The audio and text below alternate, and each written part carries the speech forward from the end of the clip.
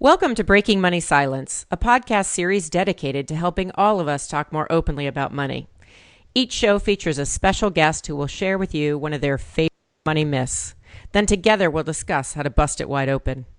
My name is Kathleen Kingsbury, and I am your host. My company, KBK Wealth Connection, is committed to helping women, couples, families, and their financial team shatter money taboos and learn how to effectively talk about money. Today, it's my honor to be joined by a special guest, Jim Silbernagel.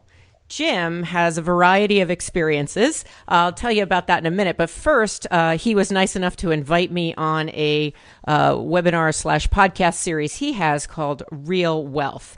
But Jim is an independent agent registered with Woodbury Financial Services.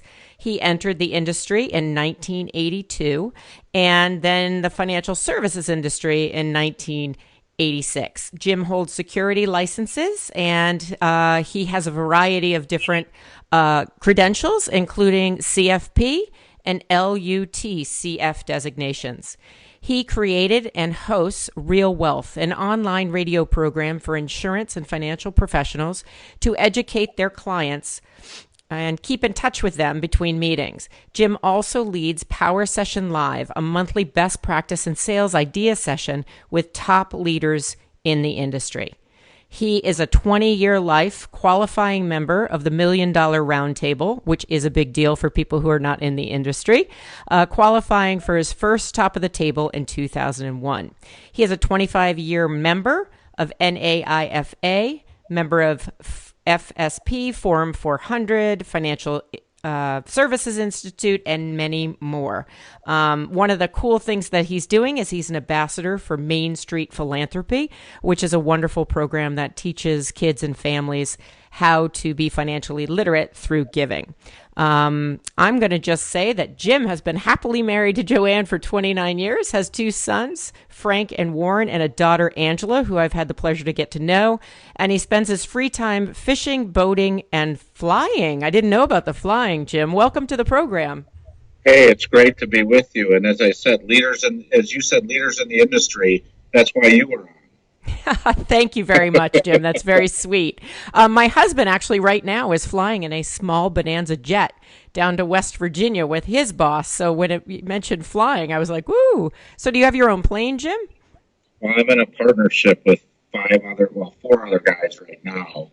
And it's a prop plane, so I'm not a jet setter yet, but we still get around. Yeah, no, that's exciting. I always discover something nifty about people who come on the podcast. Now, I know today you decided that your myth that we're going to work at busting wide open is if my adult children are college educated, then I, meaning the client, don't need to talk to them about family finances. So I'm wondering, Jim, kind of what motivated you to pick that myth?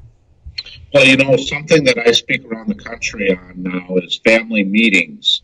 And it's something, our schedules are so busy and, there's always excuses as to why we don't want to do it. But I see a lot of times, and it's heartbreaking when you see families that when the mom and dad pass away, the kids never speak to each other again and sometimes don't even remember what they're mad about. They just remember they're mad because there isn't that communication.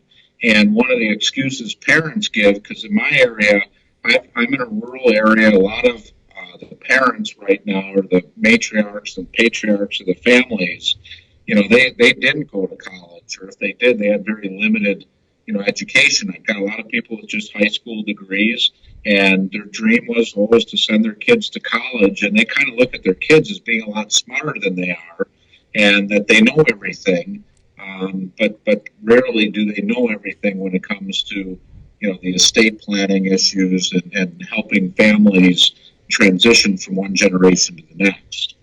So in other words, it's like, I worked really hard. I helped my kid get a college education, and therefore they're smarter in some ways. They're smarter than me. And so we don't need to talk about this thing called money. Did I hear you correctly? Yeah. Yeah, and I don't know if it's something that they're embarrassed about it because they're somewhat naive and they don't want to be exposed to that, or just kind of the false assumption that they learn everything in college, so this would be beneath them to sit down and go over this. So it's usually a hurdle to get over that, their kids are too busy and they already know this stuff. I'm sure they don't need to know this. It's interesting. Before we get into how this actually can negatively impact a family or the next generation, let's just spend a moment talking about if there is any way in which this myth, if somebody out there is kind of buying into this idea that if you have adult children that are college educated, you don't need to talk about money. Is there any way in which this can help either an individual client or a family in any way? Well, I guess I'm not quite understanding the question. Well, the way I think about money myths is often they can sabotage our financial health. However, there's often a reason why we have them. So they might help in the short term and in the long run get in the way. So for instance, when I say how can it help, I'm wondering if there's any ways in which not talking about money can be helpful, at least in the short run, to the family or to your client. Absolutely. One thing is it's always uncomfortable, and a lot of families, there's a lot of times some underlying tensions that might be between certain family members. Mm-hmm. So to have a discussion with everybody in the room, can be really uncomfortable. It might bring up some bad feelings. But, what I've always looked at is, it's better to surface those feelings and talk them through, because a lot of these hard feelings sometimes are based on misconceptions or preconceived ideas. So as a financial advisor, I can kind of be the referee, so to speak. I don't have a vested interest or a biased interest in one thing over another thing, other than my biases are to make sure that family has every possibility of staying together as a family unit and valuing those relationships versus resenting them.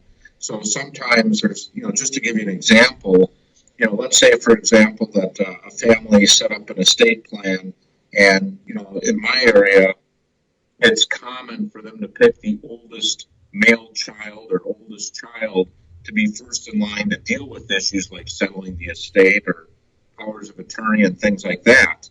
And, people are looking at that as a privilege, and thinking that somehow they work something in. But, and so if the parent were to pick someone other than the oldest male, that already raises eyebrows. Or if they just picked the oldest male because that's what everybody else did, some family members are going to feel alienated.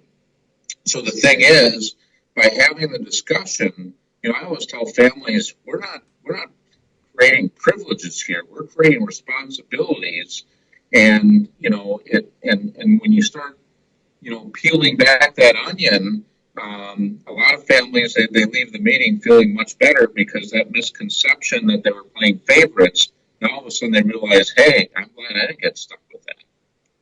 Yeah, so it sounds like in the short run it can avoid discomfort, but in the long run it really isn't useful. So tell me, give me another example of how you potentially see this as a problem, and then we'll talk about what you can do about it.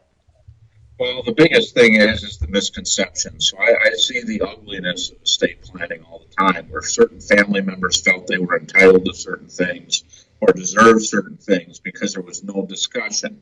So another example would be, let's say in a family business scenario.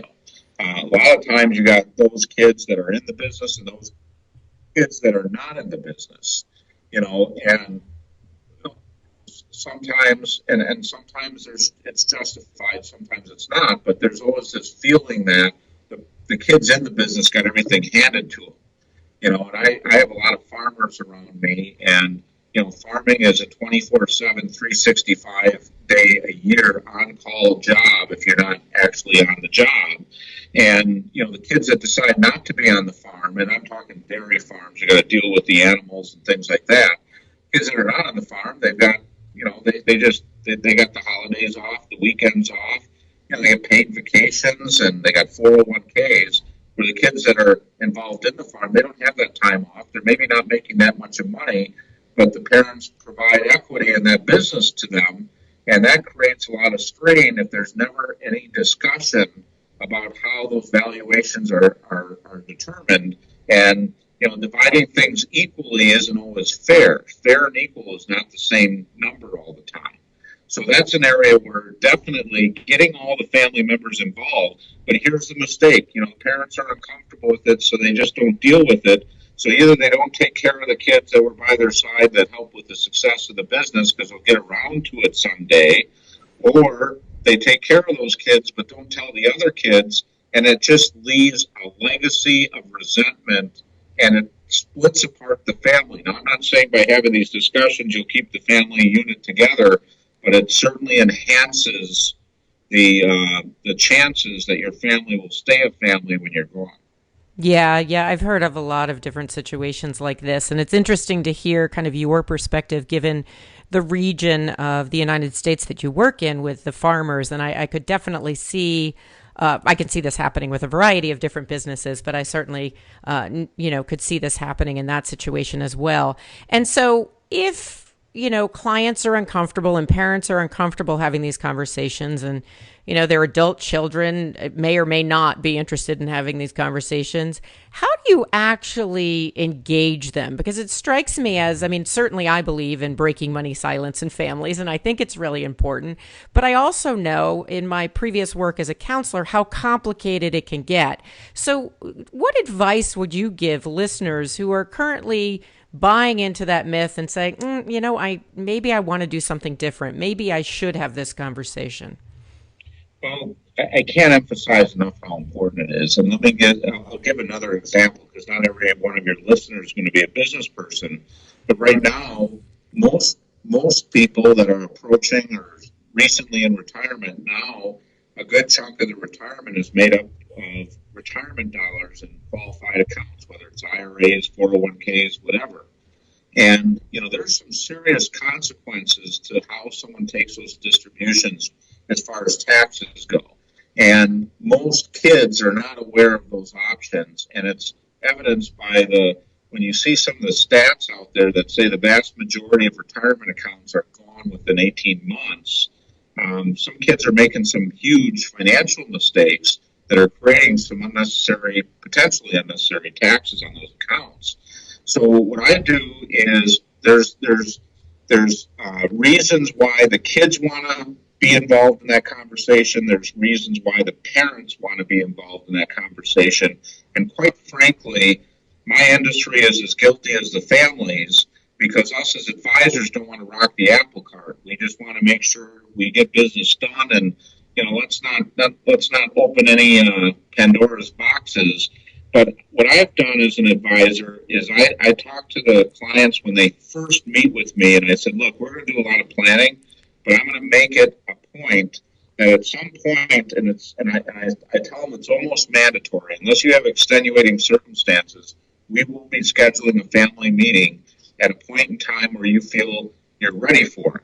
Now, the important thing for a client, someone that's looking to maybe start this conversation, your initial conversations you need to have with your spouse and your team of advisors and kind of get it clear in your head what you want without the noise of the kids all nipping at your heels for what their individual interests might be. So you have a well thought out plan. Then you bring the kids in, and then you get their input because they might be able to share something that maybe you didn't consider or you had forgotten about. But I find that 99.9% of the time, I am getting thanked by the kids. I'm getting thanked by the parents for making sure that this happens. So you as a family, you have to decide that this is important, and you have to hold your advisors accountable to make sure that they help you through the process. Because I really believe having outside people helping to facilitate a lot of this that understand taxes, that understand estate planning, what the roles are, and things like that, can be invaluable in helping to strengthen that transition from family members. Another thing I would mention too, we haven't talked about powers of attorney and healthcare power of attorney, and in different states, I'm pretty sure it's the same as here in Wisconsin, but they can set up a healthcare power of attorney and they can leave some direction. Well, it's one thing to write something in a document, it's another thing to have a discussion. And there's nothing worse than being a child thrown into a healthcare power of attorney where you have to make potentially life and death situations And if you haven't had the opportunity to have that discussion with your loved one about what they would have wanted, not only are you going to be feeling guilty, but if other family members aren't aware of what your desires are, they're second guessing whoever's in charge of making those decisions. So if you're not together on that as a family, that is something that doesn't have anything to do with dollars and cents. But I'll tell you, when it comes to emotions, that can really tear a family apart as well.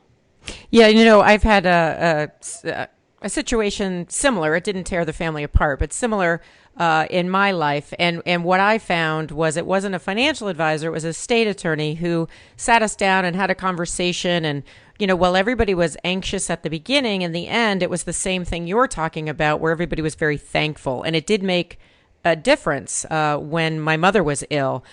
So it sounds like, you're very passionate.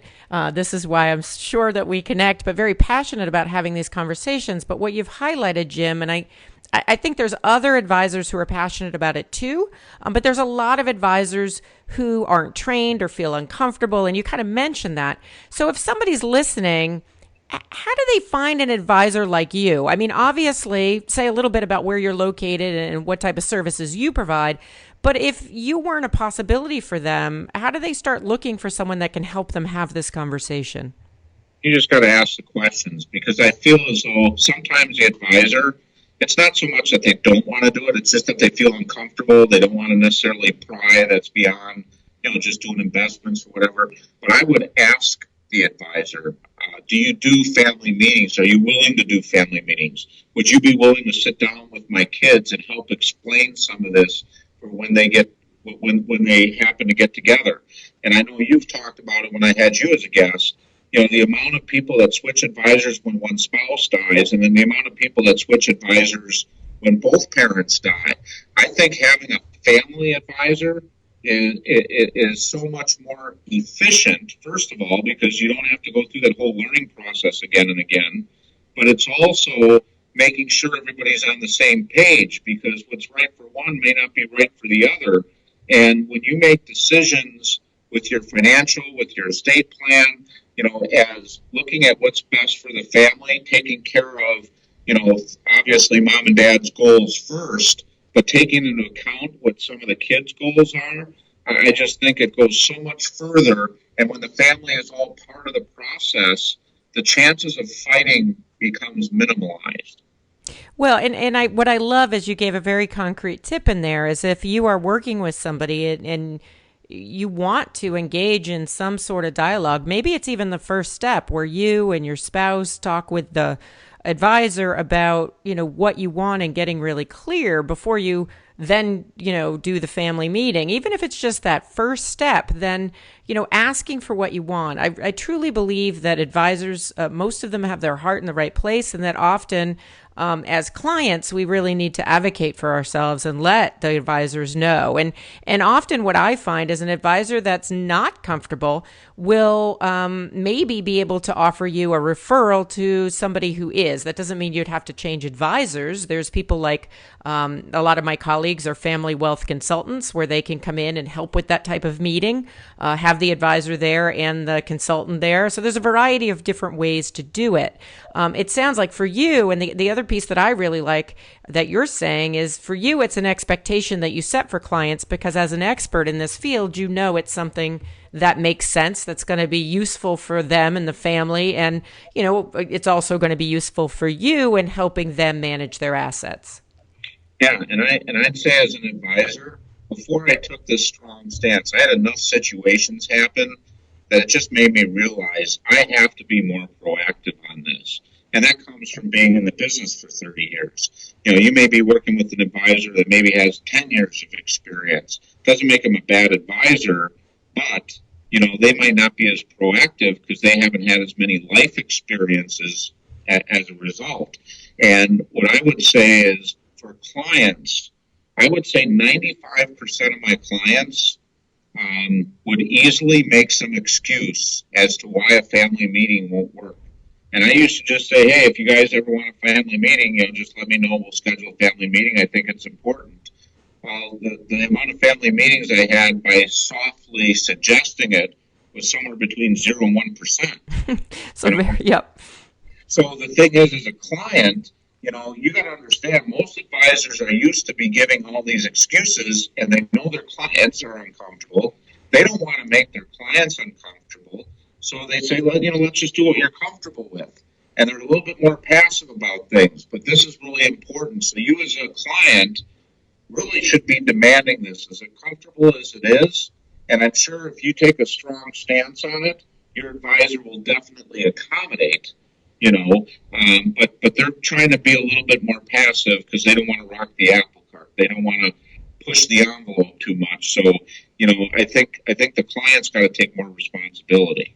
Right, absolutely. And certainly, getting your insights and your, 3 decades of experience is really helpful. Now, I know that Real Wealth and the different programs that you offer are specifically for advisors. Can you say a little bit about how people can find out about that service if they are in the field and want to learn more about what you're doing and how you help educate people in a variety of different ways, including helping them learn how to have these family meetings?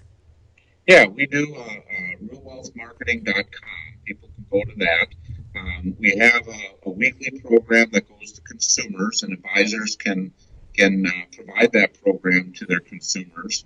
And then we also do a monthly, education and training, and that's something you've graciously have been a guest on a couple of occasions.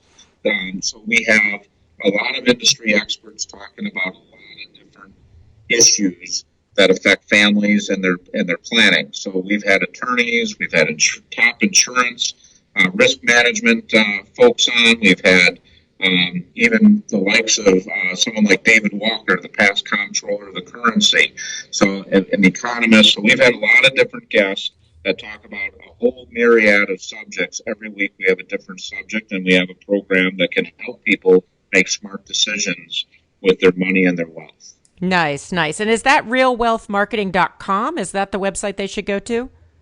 Yeah, if they go there, there's a consumer site as well as an advisor section that they can go to. Oh, perfect. Well, listen, time always goes so fast when you and I are having a conversation.